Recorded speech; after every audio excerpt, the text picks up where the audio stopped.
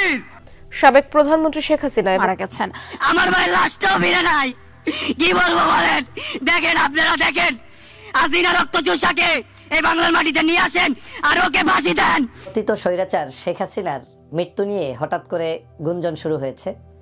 গতকালকে থেকে online offline বিভিন্ন জায়গায় আলোচনা শুরু হয়েছে যে আদতে শেখ হাসিনা বেঁচে আছেন না মারা গিয়েছেন, কি অবস্থায় আছেন, এটা এখন জনগণ জানতে চায়। আসসালামু আলাইকুম রহমতুল্লাহি ওয়া বারাকাতুহু। কামটা কি ঘটে গেছে, গুরুত্বপূর্ণ একটি প্রতিবেদনে আপনাদের সবাইকে স্বাগতম। সুপ্রিয় দর্শক মণ্ডলী, ভিডিও চিত্রটি শুরু করব, হাসিনার মৃত্যুর খবর আপনাদেরকে দিব। তার আগে সোশ্যাল মিডিয়ায় অনেক ধরনের কথা হচ্ছে হাসিনার হিন্দু ধর্ম গ্রহণ নিয়ে। ভারতে নাগরিকত্ব পেতে হাসিনা নাকি হিন্দু ধর্ম গ্রহণ করছে। সোশ্যাল মিডিয়ায় এরকম নিউজ চলতেছে। আপনার কি মনে হয়, ক্ষমতার জন্য, নিজেকে বাঁচানোর জন্য, ভারতে স্থায়ী অবস্থান করার জন্য হাসিনা কি নিজের ধর্ম ত্যাগ করতে পারে? আপনি একটু এই বিষয়ে কমেন্ট করবেন ইনশাআল্লাহ। চলেন, হাসিনার মৃত্যু নিয়েও সোশ্যাল মিডিয়ায় অনেক ধরনের গুজব, অনেক ধরনের কথাবার্তা হচ্ছে। সত্যতা কি আমাদেরকে জানতে হবে।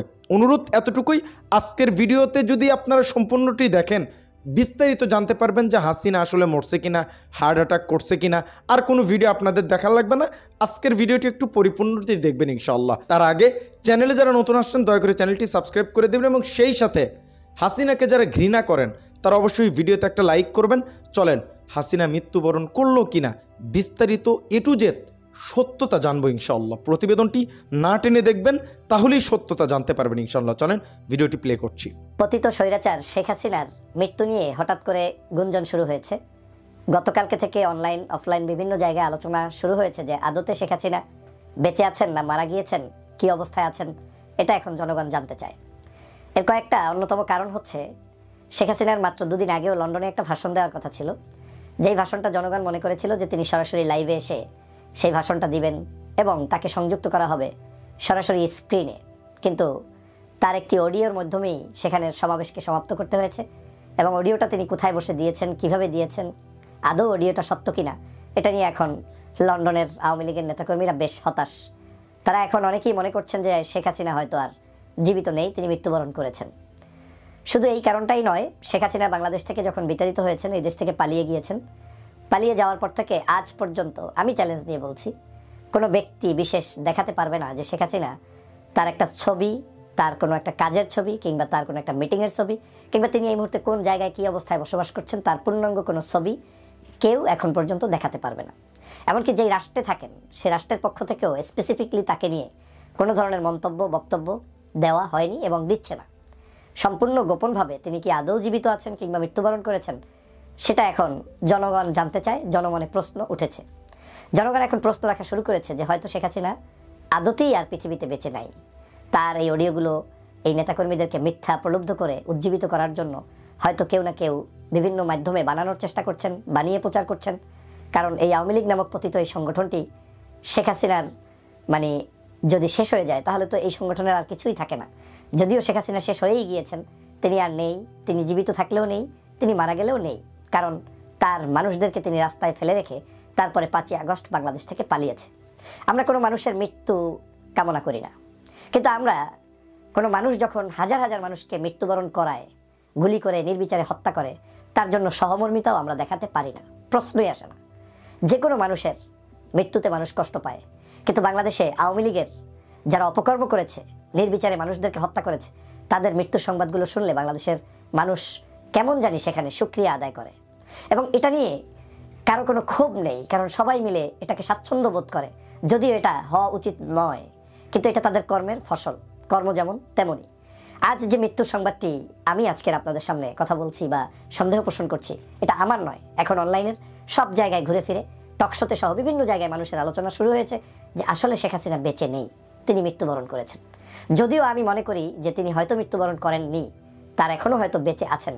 কিন্তু বেঁচে যেহেতু আছেন তাহলে তার প্রমাণটা একটু দেন। তিনি যেহেতু বেঁচে আছেন তাহলে তিনি একটু সভা সমাবেশে এসে কথা বলুন। তিনি যেহেতু বেঁচে আছেন, আবার নিজেরাই পোস্টারে দাবি করছেন যে আপনি বাংলাদেশের প্রধানমন্ত্রী, তাহলে আপনি একটু বাংলাদেশে এসে প্রধানমন্ত্রিত্ব করুন। আমি আপনাদের নিশ্চয়ই মনে আছে একটা ভিডিওতে সজীবজের জয় আর নেই নামের একটা ভিডিওতে কথা বলেছিলাম। সজীবজের জয় আছে এর প্রমাণ সেই সময় দেখাতে পারেননি। কেন বলেছিলাম আক্ষরিক অর্থে যে নেই নেই, মানে তিনি বাংলাদেশে আসার কথা বলেছিলেন, যে নির্বাচনের সময় তিনি বাংলাদেশে থাকবেন, তিনি নাকি কোনো দুর্নীতি করে নাই, তার বিরুদ্ধে বিদেশে কোনো মামলা নাই, তার কোনো অ্যারেস্ট নাই। এই ধরনের প্রপাগান্ডা আওয়ামী লীগের আরাফাতরা সবসময় করে বেরিয়েছিল এবং মিথ্যার উপরে আওয়ামী লীগকে বিভিন্ন ধরনের ব্যবহার করে তারা তাদের স্বার্থ সিদ্ধি করেছিল। সেই টাউট আরাফাতদের একটা বক্তব্য ছিল যে সজীবজের জয় নির্বাচনের আগে বাংলাদেশে আসবে এবং শেখ হাসিনার পক্ষে ক্যাম্পেইন করবে। কিন্তু আমরা দেখলাম শেখ হাসিনার পক্ষে ক্যাম্পেইন নয়, শুধু শেখ হাসিনা যে এই বিদায় নিল, নির্বাচন তো 24 জানুয়ারিতে হয়েছে, জানুয়ারি থেকে জুলাই আগস্টের 5 তারিখ পর্যন্ত সজীবজের জয়ের একটা ভিডিও, একটা আলোচনা, একটা সমাবেশ কোনো জায়গায় তারা দেখাতে পারে নাই। নির্বাচনের আগে সর্বশেষ একটা অনুষ্ঠানে 1-2 দিনের জন্য সম্ভবত তিনি এসেছিলেন, তাও তার চেয়েও কম সময়, একটা অনুষ্ঠানে 1 ঘন্টা দেখা গিয়েছে, এরপরে আর তোর কোনো খবর ছিল না। তার মানিটা দাঁড়ালো যে তিনি তো আর নেই, তিনি জীবিত থেকেও আর জীবিত থাকার অ্যাক্টিভিটিস তার নেই, কারণ তার পাও বন্দী হয়ে গিয়েছে। আজ ঠিক শেখ হাসিনা সহ শেখ পরিবারের কাউকেই আপনারা এখন আর দেখবেন না। বিশেষ করে শেখ হাসিনা যে আছে, তার থাকার জন্য যে ভ্যালিডিটিটা দেখাতে হবে যে আমি এই কারণে বেঁচে আছি, সেটা তো তিনি দেখাতে পারছেন না। কিন্তু অন্যদিকে তিনি আবার দাবি করছেন তিনি এখনও বাংলাদেশের প্রধানমন্ত্রী। তার মানে দাঁড়ালো যে এই আওয়ামী লীগ হচ্ছে এমন একটি অথর্ব সংগঠন, যেই সংগঠনটি তারা তাদের নেত্রীর মৃত্যুর পরেও বলবে যে বাংলাদেশের তিনি এখনও প্রধানমন্ত্রী। আজকের চ্যালেঞ্জ ছুড়ে দিয়ে বললাম, বিগত প্রায় 4 মাস হয়ে গিয়েছে, 4 মাসের শেখ হাসিনার একটা ছবি, একটা বক্তব্য যেটা ভিডিও আকারে তিনি দিয়েছেন কিংবা তার কোনো ধরনের অ্যাক্টিভিটিস কোত্থেকে পরিচালনা করছেন দেখাতে পারবেন না।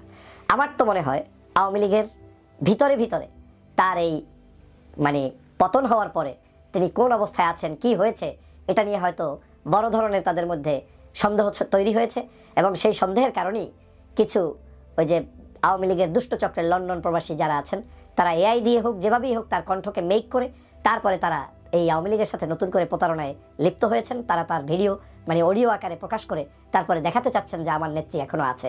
এবং আমার আরও কিছু সন্দেহ আছে, তাকে দেখার জন্য ইন্ডিয়াতে ঘুরঘুর করছে কিছু দালালরা, যারা বাংলাদেশের কেউ কেউ তাদেরকে ভিন্ন নামে চেনেন, ভিন্ন আদর্শে চেনেন।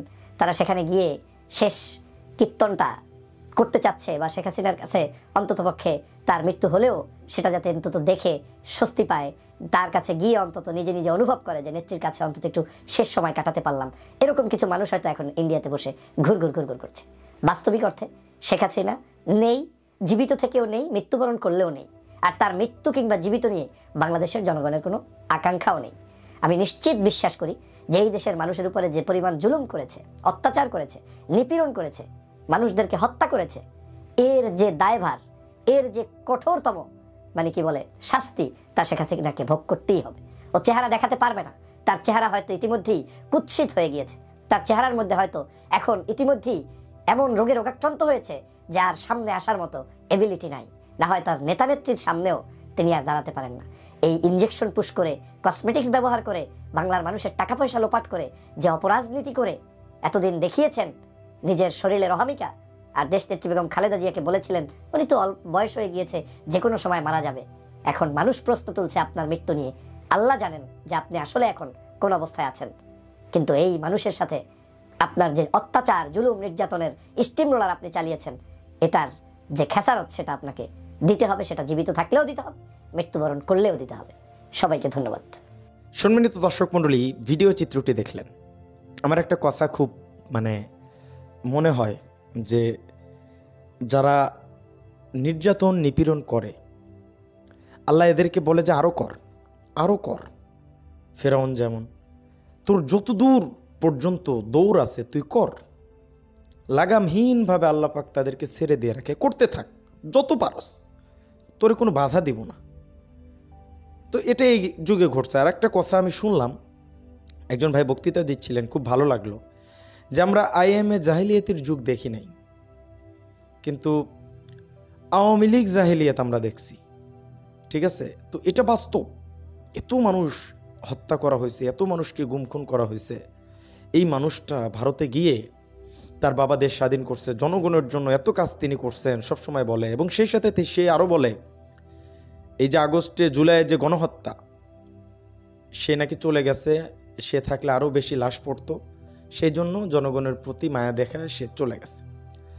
এখন যে কর্মকাণ্ডগুলো প্রথম আলোর মাধ্যমে বাংলাদেশে করানোর চেষ্টা করা হচ্ছে, এটা সকলেই অবগত আছেন আপনারা এই সম্পর্কে। তো সে কখনোই এই ভারতে যাওয়ার পর সে যে কর্মকাণ্ডগুলো করতেছে, এর দ্বারা প্রমাণ হয় সে কখনো দেশের ভালো চায়নি, মানুষের ভালো চায়নি। তার চিন্তা চেতনা ছিল দেশকে ধ্বংস করে দেওয়া, দেশ থেকে লুটপাট করা, সব কিছু তার এটাই প্ল্যান ছিল, আর কিছুই ছিল না। এটা বোঝা যায়। এত বড় একটা অকারেন্স 15 বছর করছে, একটা অনুশোচনা নাই, একটু সরি নাই, একটু ক্ষমা নাই, কোনো কিছুই সে চাইতেছে না। তার গলার সুর কিন্তু এখনও নরম হয়নি। তার অডিও ক্লিপগুলো, যদিও আমাদের হাইকোর্ট থেকে একটা ভালো একটা সিদ্ধান্ত আসছে যে হাসিনার কোনো ধরনের অডিও ক্লিপ, কোনো ধরনের উস্কানিমূলক বক্তব্য যেন সোশ্যাল মিডিয়াতে চালানো না হয়। এটা খুব গুড একটা ডিসিশন, কারণ এগুলো চলতে থাকলে জনগণের ভিতরে বিভ্রান্ত সৃষ্টি হবে। এবং সেই সাথে হাসিনাকে নিয়ে মোদি যে প্ল্যান প্রোগ্রাম করতেছে, এগুলো আসলে কিছু হবে না। তার দেশেই তো মোদির বিরোধিতা অনেকেই করে, সেও তো স্বৈরশাসনের মতোই বসে আছে, সে তো ভালোভাবে বসে নেয়, বোঝেন নাই, ক্ষমতা দখল করে বসে আছে। তো সবাই একই নায়ের পার্টি, সমস্যা নাই। ভারতকে আমরা বর্জন করতেছি, ভারতকে বয়কট করতেছি, আমরা পাকিস্তানি ইন করতেছি, আফগানিস্তানি ইন করতেছি, চায়নাকে ইন করতেছি, সমস্যা নেই। আমাদের সাপোর্ট করার জন্য অনেক রাষ্ট্র আছে, কিন্তু ভারতের তো বেষ্টনী শত্রু দ্বারা 7 সিস্টারের অর্ধেক প্রায় চীন চলে আসছে, তাই না? তো তাদের তো প্রবলেম হওয়ার কথা, আমাদের কোনো প্রবলেম না। আমরা প্রস্তুত আছি গাজওয়া হিন্দের জন্য ইনশাল্লাহ। আপনি কি প্রস্তুত আছেন? অবশ্যই কমেন্ট করে জানাবেন। আজকের ভিডিও ছিল এ পর্যন্তই, দেখা হচ্ছে পরবর্তী অন্য কোনো ভিডিওতে। সে পর্যন্ত সকলেই ভালো থাকবেন, সুস্থ থাকবেন। সত্য নিয়ে কাজ করি, সবসময় সত্য বলার চেষ্টা করব। আপনারা পাশে থাকলে অবশ্যই ভালো কিছু করবো। ভালো থাকবেন, সুস্থ থাকবেন। আসসালামু আলাইকুম রহমতুল্লাহি ওয়া বারাকাতুহু।